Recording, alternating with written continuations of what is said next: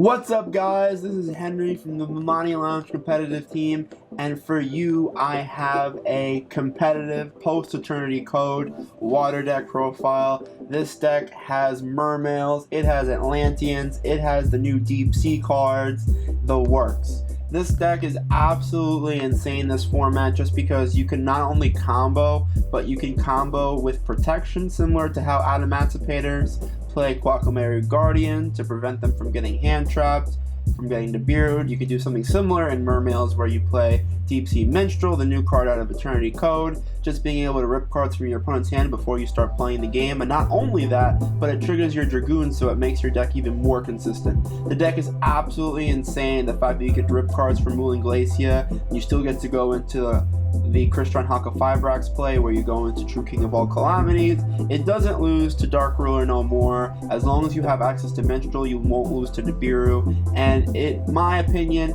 you have the most freedom compared to any other competitive combo deck. So with that said, let's get into the deck profile.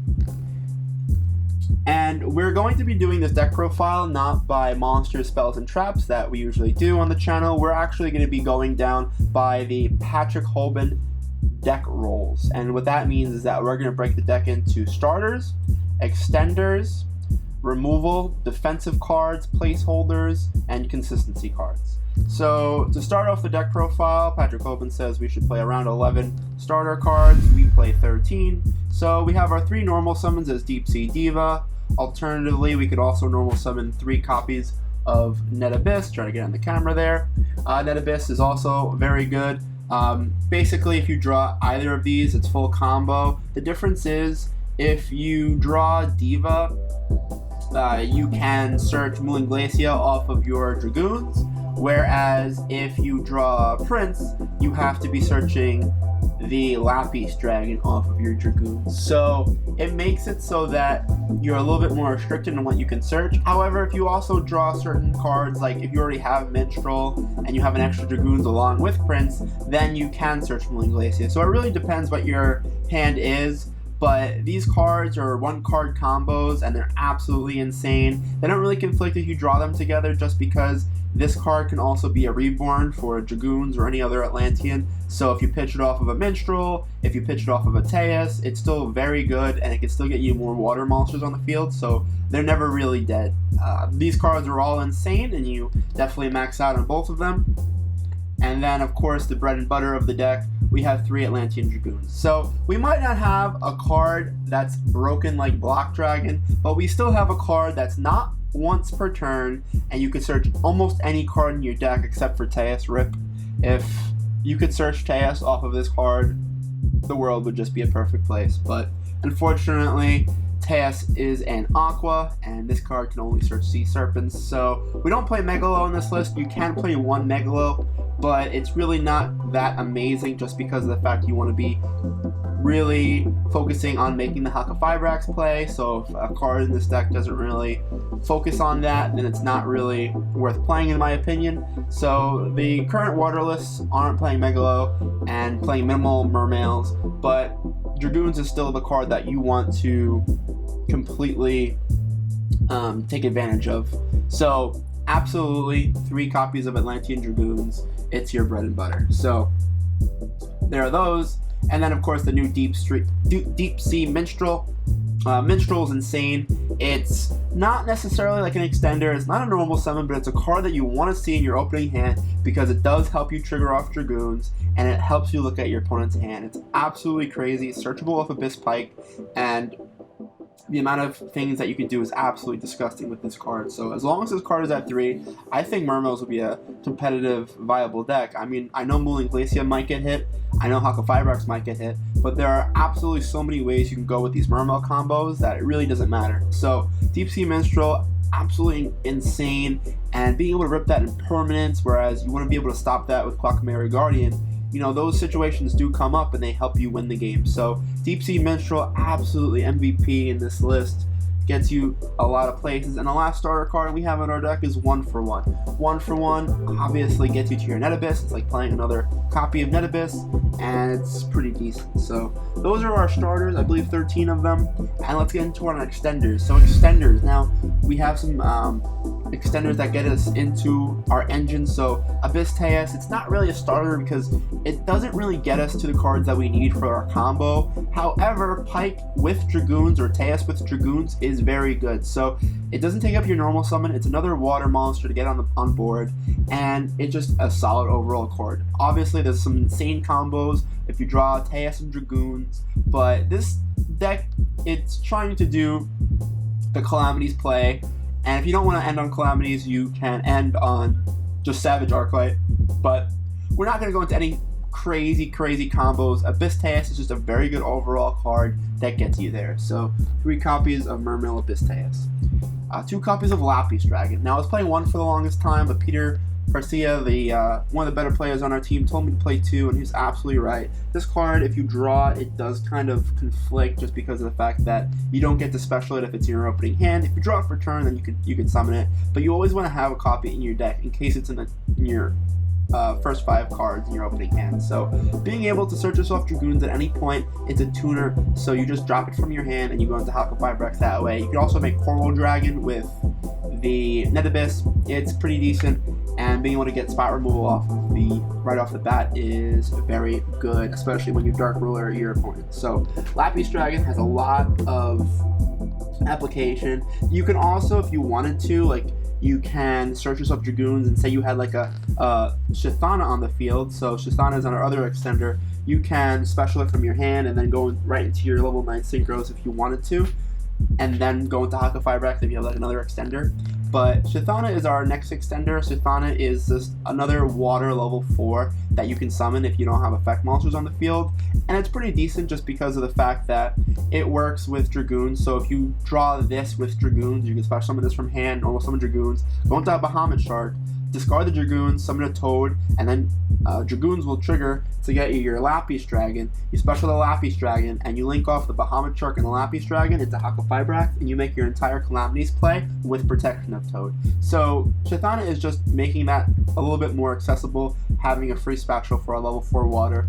You could play other level 4 waters, but like you could play Aqua Spirit, but I think that this is just the best card. It doesn't really have that much of a restriction. You can just really special this from your hand. And also we are playing the Bujin Link in our deck, so you know, if you have 2 level 4s or if you have 2 level 1s, you can special summon 2 4s and make a Bahamut Shark that way. So it's pretty good. It's a very flexible card, so I really like it that way. And 1 Moon Glacia. Moon Glacia is just a very good level 8 water, but the main application is to rip 2 cards from your opponent's hand. Obviously, if you have 5 engraved, you search this through your combo, and it just helps you hand loop your opponent. Then for another extender, we play Monster Reborn. So Monster Reborn is a very good card because if you ever get hand trapped on your Deep Sea Diva and you don't have any other extenders, if say you get Ashed or Veilored, in those specific instances, you could just Monster Reborn their monster from their graveyard, special summon to your field, and go into Hakkafibrex with their card, and then still make the Calamities play. And it's really good card. Like if you have the Calamities play already, and say you have a Stray Abyss Teus, you can reborn back the Jet, and then you could synchro into Boral Savage Dragon. So having a Savage Dragon on top of your play is very strong. So Monster Reborn is never really dead.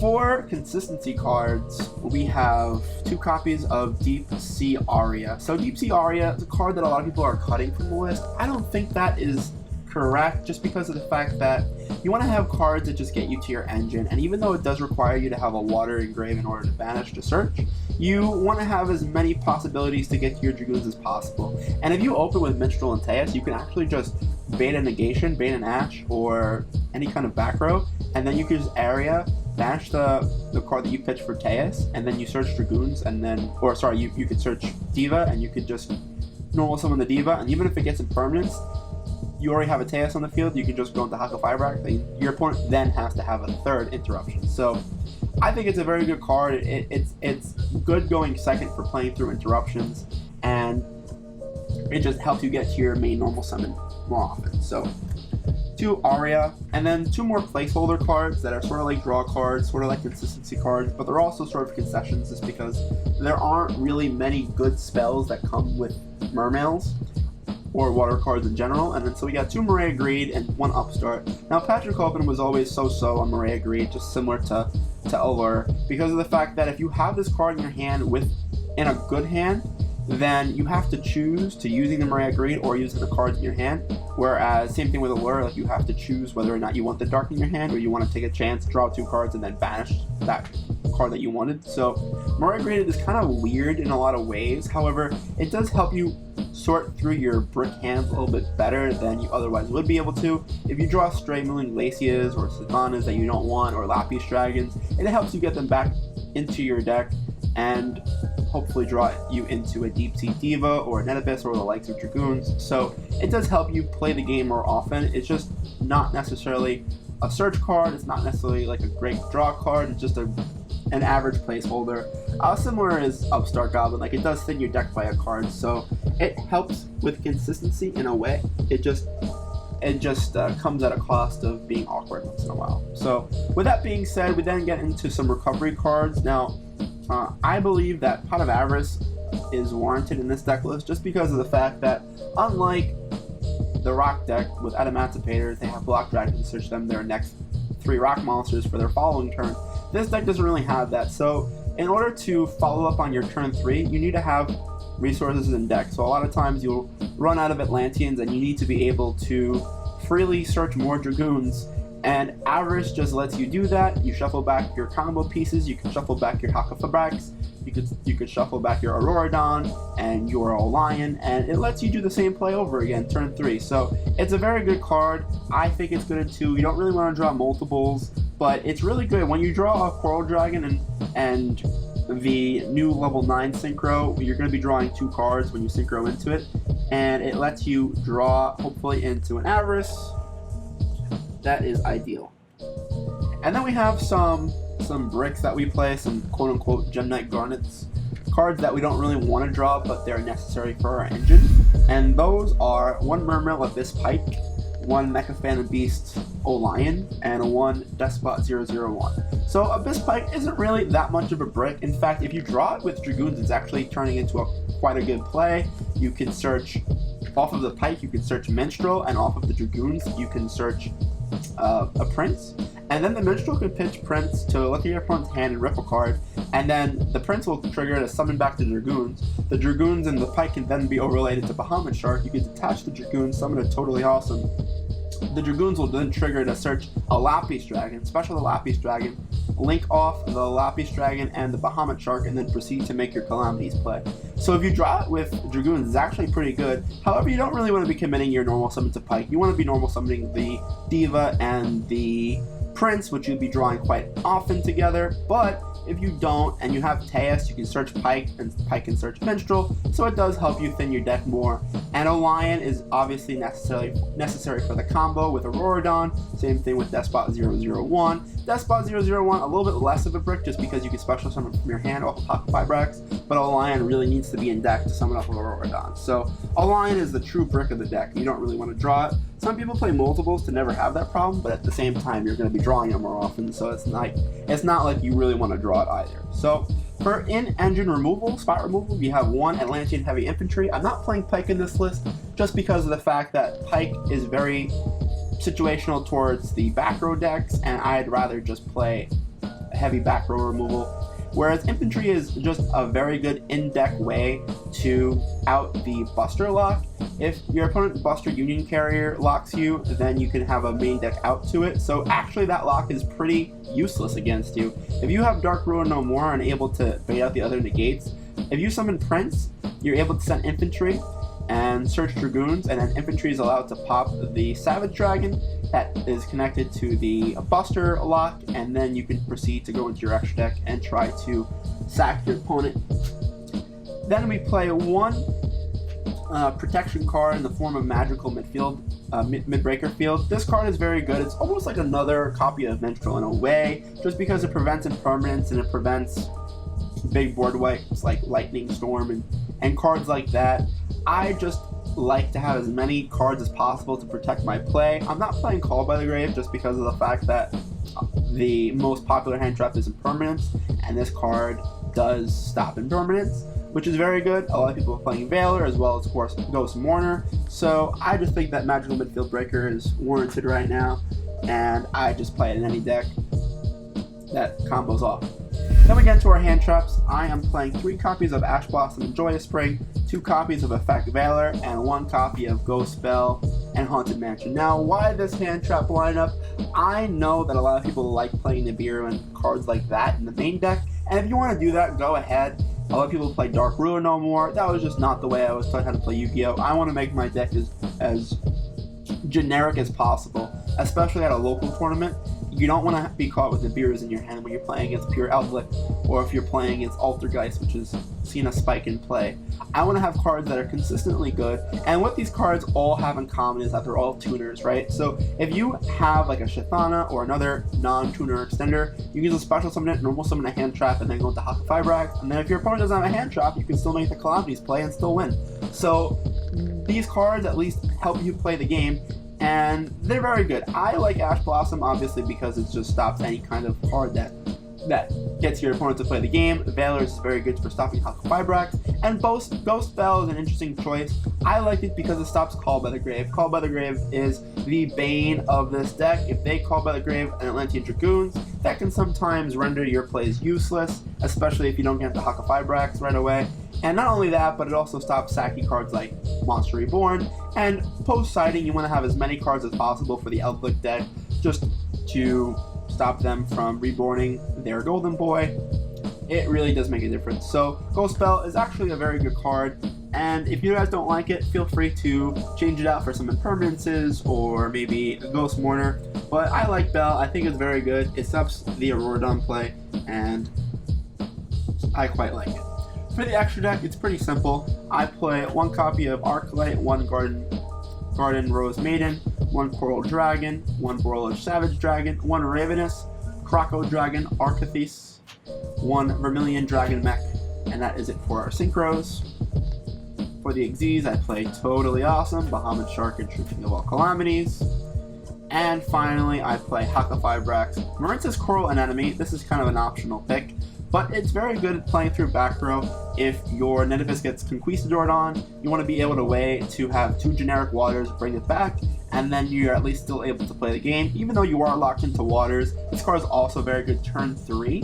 If you have another Diva to follow up with, you can bring back the level 9 water synchro because it has less than 1500 attack.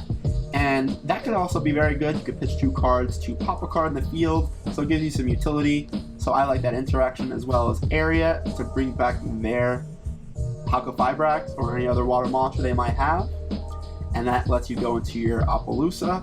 And then your 2 Link 3s are Fujinki Ahashima, which is very good in this deck. I like it because you almost always have access to Nidibus and Despot 001. So say you have a Dragoons in your hand chilling, and you have 1 engraved, you can special summon both of them, and then go into Bahamut Shark, summon Totally Awesome, and then continue, and then you could search Lapis Dragon, special Lapis Dragon, go into your Haka Fibrax, and then make your Mechafin and Beast Auroradon play. So Ahashima does a lot for the deck. I think it allows you to start in different ways, and I want to test it out, see how it works in the current format. So anyway, guys, that is my water list. If we can get this deck profile up to 20 likes or so, we're still starting out here in Bemani Lounge.